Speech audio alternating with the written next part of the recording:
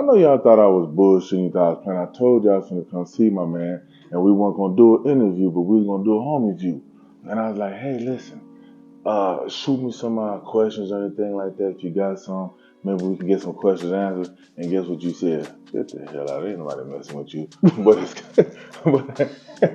And look, my brother, he made fun of me. He laughed. He like, Punk, don't nobody like you. But it's okay. So anyway, check it out. Here we are with my man Dale Yushenko. Dale, what's happening? Not much, man. Thanks for coming out and doing this. This is rad. Man, listen, I had to do it, man. The thing is this. Check it out. I'm going to get straight to business. I was tripping, right? Because I'm like, man, I'm going to go over there and talk to Dale. And everybody knows this story. They know you come from Canada. They know 62 Impala and all that old good shit, right? Yep, yeah. But one thing is this. What was your main goal and your vision when you came to the States? And you might have spoke on this before, because it ain't like I seen all your videos, and I don't even know if we even talked about that. But like, what was like your vision, your main goal when you came to the States to build hot rods? Well, great question, and I don't think I've ever actually answered it, and I'm glad, because I didn't have a vision or a goal. I had a hot rod shop in Canada. Everybody knows that. And we had a ticket to come down here because the wife was a nurse. So we're like, well, what are we doing up here in the snow and the cold and shit? Let's just get out of here. I didn't have a plan. Like, we sold everything we had. I had a house. She had a house. I sold the hot rod shop. We kept one vehicle. That was a 61 Ford unibody truck. Threw it on a U-Haul trailer with a U-Haul truck, and away we went. And I didn't have a plan. I mean, I knew that California was the mecca for car shit, but I didn't know, like, what I was going to do. Especially at that time, because I wasn't legal to work. Like, I could own a business, but I couldn't draw a wage or work from it. So I was like, I had to get crafty or figure something out. And so I didn't have a plan. It was really crazy. I just knew a lot of my heroes were in the States, like as far as the car world and beyond, motocross, everything that I'm kind of into stemmed from reading magazines and shit from the States. So I was like, we have to go there. And the wife was stoked because nursing was paying really good, and so we just hit it. Like, I had a company called Delmo's back in Canada, and it was sort of the Jimmy Shine to SoCal Speed Shop. It was like the lowbrow side of my hot rod shop, and that kind of fired back up when the C10 thing started happening. So it just kind of naturally happened. I didn't go into this with any sort of plan. I didn't know that I'd be building C10 trucks as long as I have been building them. Okay. And I don't mean to be jumping around and stuff, but one thing I want to know too is, like, did you go to school, man? Like, how'd you learn how to do all this? How'd you learn to build cars and fabricate and weld? Yeah, no, just regular general diploma, but no secondary training. All from being practical, doing it, learning from old timers, whatever. And I'm not the best at anything I do. Like, I'm not like, there's somebody out there better than at everything that I do. But like, one thing I can do is everything a little bit, just enough to make it cool and make it work and look good. But like, I can TIG weld, but then there's 100 other people that can, like, more than that, they can just run circles around me. So now as I get older and I get smarter, I hire people that are the best at their craft to do it, right? So I didn't go to school. I did what I could with my knowledge and kind of built the brand. And now I'm learning that for me to delegate is a better way to do it. Okay. So another thing too, man, was just something I want to talk about was it ain't always been trucks or hot rods. I know you dibbled and dabbled in the low rider scene a little bit too, all the way back to like the Sport Wave 520 days. Oh yeah. A lot of people don't know about that, and they don't know that about you. No. What was up with that, man?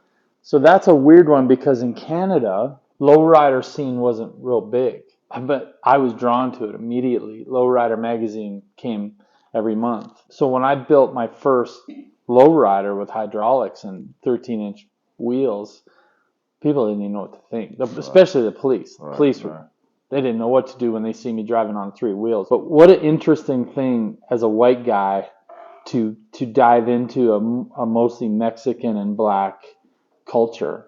Like, I went to Lowrider Super Show. Holy shit, I don't even know, in the 80s. And so you were traveling, you were coming to the States. I'd fly to LA I rent a car, super white nerd, just driving around to all these lowrider shops. Nerd, man, for real. Oh yeah, I acted like it because I was like, I was trying to be cool, but I wasn't. You know why I say that, don't you? Why? Because nerds don't got hair like that. But go ahead. I'm listening, man. Go My ahead. hair wasn't always like this. I had Lethal Weapon 3 hair. Oh shit. Yeah. Ah, So it was damn. kind of mullet, Yeah. Mel Gibson-y Yeah, stuff. yeah. But yeah, I went to that super show, and I happened to be dating the editor for Lowrider magazine at the time. So I had like a staff all access pass, right? Okay. So at least I knew I was pretty safe. But I remember being up in the stands at the LA Coliseum, and there was the jump. It was the you know, the dance off thing with the cars and the jump contest and stuff. And there was all blacks to this side, all Mexicans to this side, and I was the only white guy hanging out with my Reds hydraulic shirt on. Yeah. And a fight breaks out right in front of me between a Mexican guy and a black guy, and I'm like, I'm screwed. Yeah, like, one of these guys is gonna look at me and just because you know, whatever. Yeah. And but I think the lowrider staff credentials might have saved my life that day.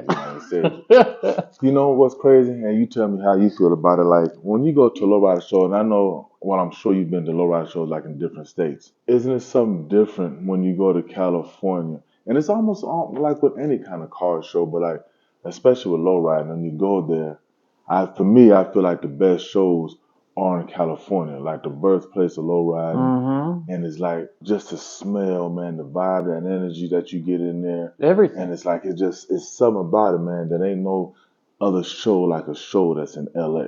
No, that's true, but coming from Canada, it was all new to me. Okay. So I could have went to a show in Oklahoma, but being there at the Mecca and seeing all the different cultures and how good they are at shit, how detailed these cars were, like just blew my mind.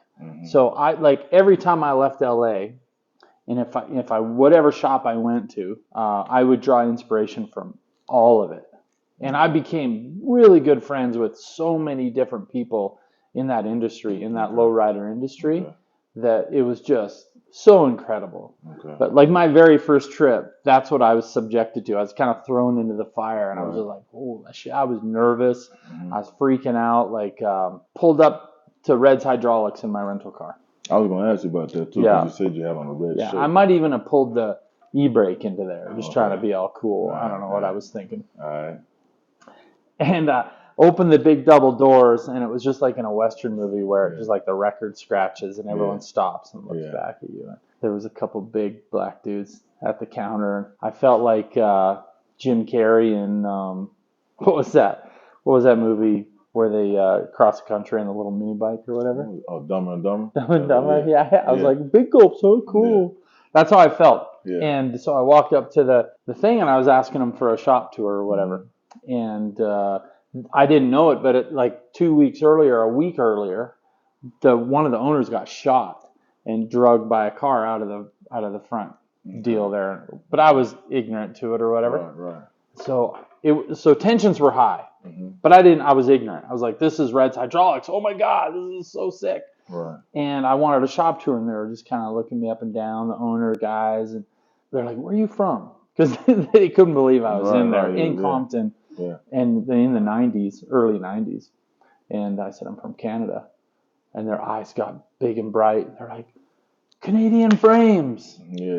Because Canadian Impala Canadian frames are boxed. Yeah. And so then I was like their best friend. And they took me out back, showed me all the cool shit. I became good friends with all those guys. And it was just such a pivotal moment for me in my automotive career, was that experience and seeing how cool everybody was. It's like it's a family. It's like family deal, right? It was so rad. That's pretty cool. Yeah. That's pretty cool. That's a good story. And you know, even with the box frame, I don't even know if that shit even matters anymore. No. About box frames and all that stuff. It's like, no, it really doesn't. But back then it was like those were the frames that everybody wanted. Yeah, it was the thing. Yeah, exactly. Yeah. So. Yeah, that's a pretty cool story though. But it was neat. Yeah. That's real cool. Now back on the whole truck scene. Did you think that you were gonna have such a big influence in this deal, man? like, does it still trip you out now? Because Yeah. back when we first met you, so we met you like in 2015 at Hmm. Laughlin River Run, That's right. and then we saw you in SEMA. And I was talking to you, I was like, hey man, this dude got a truck, I want to trade him my bike for it. And I was like, the dude wants 13 racks for it. And you was like, damn, that's expensive, right? Like tripping on, and I'm like, you the reason why truck's so damn expensive now. Anyway, if you wonder why truck's so expensive, it's because of this dude right here. I don't give a shit what nobody Not say, me. man. This is the reason why. But anyway, Yeah, but I yeah, can't even buy them now for cheap. You know yeah, what I I mean? know. So it's like all these old timers got Instagram and shit now. And then they'll bring up my Instagram. And they'll be like, "See?" Yeah, And I'm like, yeah, "Oh shit." yeah.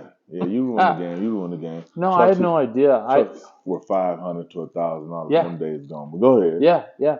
No, I had no idea what I was doing or what I was creating. I wouldn't say I created anything, but more of an influence, I suppose. I was just doing my thing, and like that whole hubcap with the wheel thing.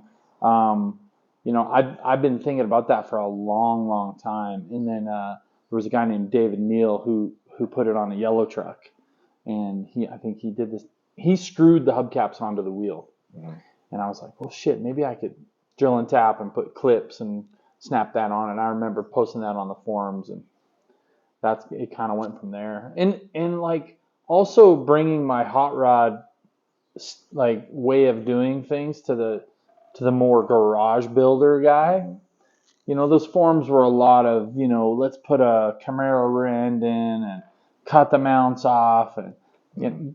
doing what you could on a budget in your garage, and that's cool. But so I was doing the same thing out of my garage, but it was more at a higher level, or maybe like taking things down further than you would normally take them Mhm. down and Mhm. stuff like that. So I think people started paying attention to it, Mhm.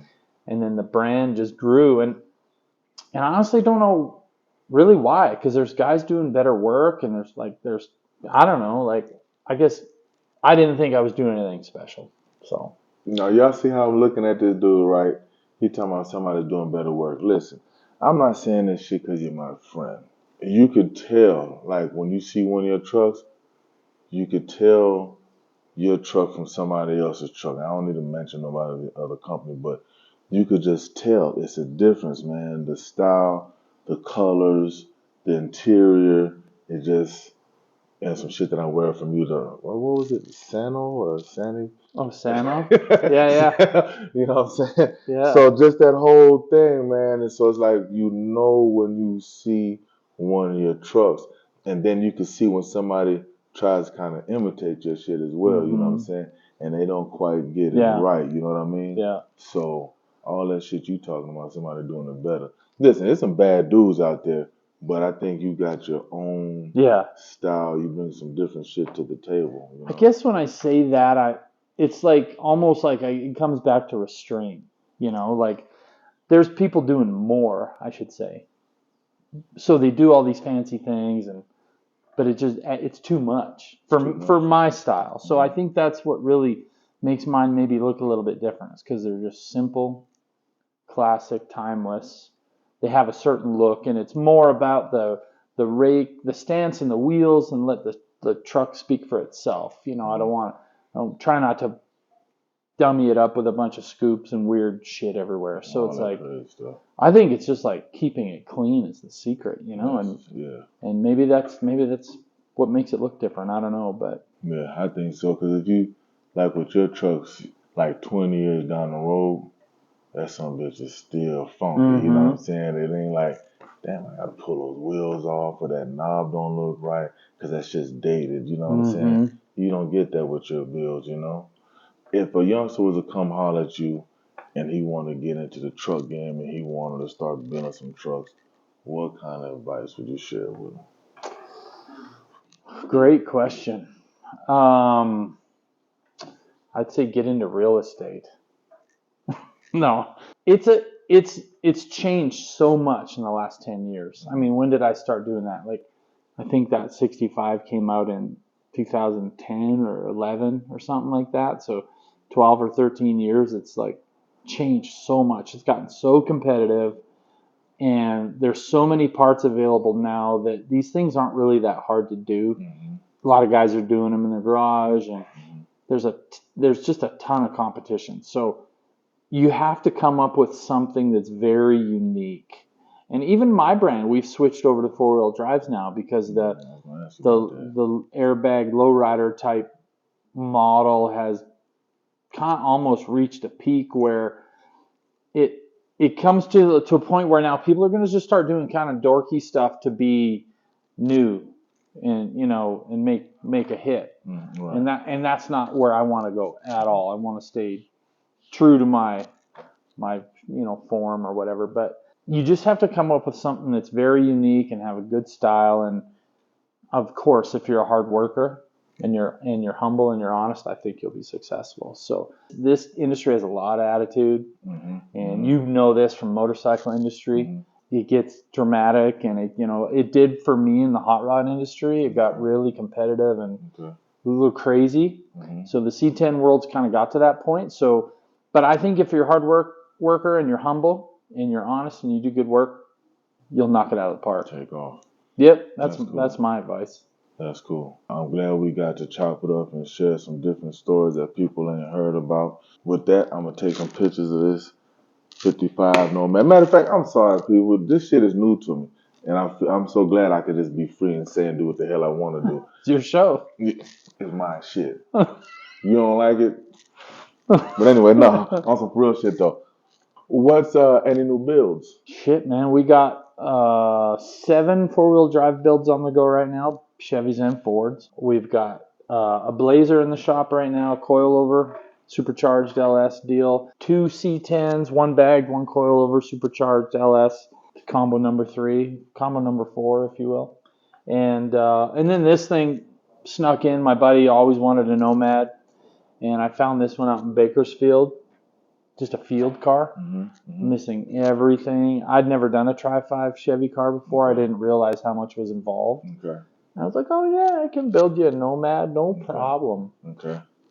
2 years later, it's done. Roadster shop chassis, bare brakes, supercharged LS, Fat Lucky interior, one-off wheels, just all the things that you would dream to have in a Nomad, a performance car that just has crappy old paint on it. So. And you know what's cool about that too, because even people, like, I know it's a shitload of people that know you and they know your work, but at the same time, there's people that don't know that you just ain't about trucks. Yeah. You build cars, you know what I'm saying? That was like your deal. And then the trucks came later on, Yeah, it's crazy. And, going back to those lowrider stories, that was like one of the first things I was into. 8 batteries, 4 pumps, little tiny wheels, wrapping the whole frame with metal. Oh, so you was wrapping your own frame? Oh, yeah. Shit. Y'all hear that shit? You was low riding for real up there, man. I was trying. Everything you could learn out of a magazine, that was huge back then. So I was doing what I could do. One time I flew to LA and put a set of 13-inch Dayton's chrome with gold nipples with tires on them in my luggage and brought them home. Because nobody in Canada even knew what I was talking about. Right. And so going from a lowrider influence to hot rodding, basically straight into pre-war old, hot rods, turning that more into traditional hot rods, which is more out of the street rod scene, all the billet stuff, to more finding the correct wishbones and the correct rear end and all those things, and really geeking out on that. And then I built that shop truck, and then things changed forever. So then we created that whole shop in Burbank, and it went nuts. Getting on them hot rods, like, how you feel about the hot rods now? That's something like eventually one day you might want to touch another one again, or like. Definitely, especially living here in Prescott, like we have such perfect weather for it. And there's a huge hot rod scene here. So I would love to have an early 28 to 32 Roadster, old greasy car with, high boy, just something cool to blast around town in. But being a car guy or being a builder, on your days off, you don't really want to I just want to go do anything else. Right. So it's still hard for me, even at my age, to enjoy cars outside of work. Okay. And I think that's the curse of it. Okay. But I get to enjoy them as I build them. You know, I got to put shakedown miles on them, and so I get to enjoy them when I can. And you know, I got to put a lot of miles on this Nomad, and it's a big horsepower, like state of the art car. And how much horse was that? This thing I was like to the tires like 640 or something. So not everybody gets to experience that. So I'm pretty lucky. Right, that's you know, cool. Without spending the $200,000 or whatever, I can you know get that. And you know what else is cool about that too is sometimes you might get lucky and you know you get to ride in one. You know what I'm saying? Like I won't get to ride in this because it's raining outside, but I had an opportunity to ride in one of the trucks, and that shit was cool. You know what I'm saying? Anytime, man. Anytime. Come by. And like you say, you don't get to enjoy the cars outside of this, but you do enjoy, which we just discovered, was RC truck racing. Oh, yeah. You know what I'm saying? And that's for you guys that don't know, don't let them bullshit you neither. This dude is bad on that RC car. I seen this dude out there doing some shit, man. I was like, and then you ask him about it, he's like, well, Rich, you know, I try to hang it, and next thing you know, he's over there hitting some double step up. He's whipping it and all kind of shit. The dude gets busy, man. Oh, shit. But anyway. I just try to stay busy. Maybe a little too busy sometimes between motocross and moving up here, like backing up. I had a back injury on my dirt bike, and so I took some time off dirt bikes and needed that fix, that racing fix. You know, gets your adrenaline going. And so I picked up a racing Nitro 8-scale off-road RC cars and found that it was almost identical, the feeling that you get before the race and during the race and all that other stuff without the injuries. So anyway, I picked that up for a couple of years and had a lot of fun with it. And then fast forward however many years later, 20 years later, 15 years later, that moved to Prescott, and they didn't have any kind of facility out here. So I built a track, and we just had a big giant race, like, 90 to 100 entries. And dude, it's so much fun. What's that facility where you built that track at? It's called the Wheelhouse Sports Complex in Prescott Valley. So it's a legit big 8-scale off-road track. It's really fun. And you designed that track. You built that track. Yeah. I hired a guy out of California to do the dirt work, but and it's same thing. He's a grown-ass man with a family, rides motocross. It's a real crossover deal. He came out, and that's what he does. He builds those tracks for people, and so we're just a bunch of big kids, Yeah, and I think you just have to stay busy and stay young, and it's nerdy, but it's cool. It's fun. Yeah, that'll work. And that's cool. So just try to get good at it. And that'll work. Yeah, it's fun. Well, like I said, man, we're gonna wrap it up. He's got some things he gotta do. We gotta get back to the road. My brother gotta record me sleeping. And but Dale, man, hey, thanks a lot, man. I appreciate the time, man. Thanks for coming by. And yeah, I'll holler at you next time. Absolutely. You got me on there, man. Is it recording? Yep. You sure you push record? I sure did. All right, cool. Listen, check this out. Matter of fact, we didn't even touch on that. This? And I'm glad we can edit this shit out. Yeah. Well, guys, thanks for watching the video. I hope you enjoyed it. So please like, share, subscribe to the channel. Until the next time, be easy.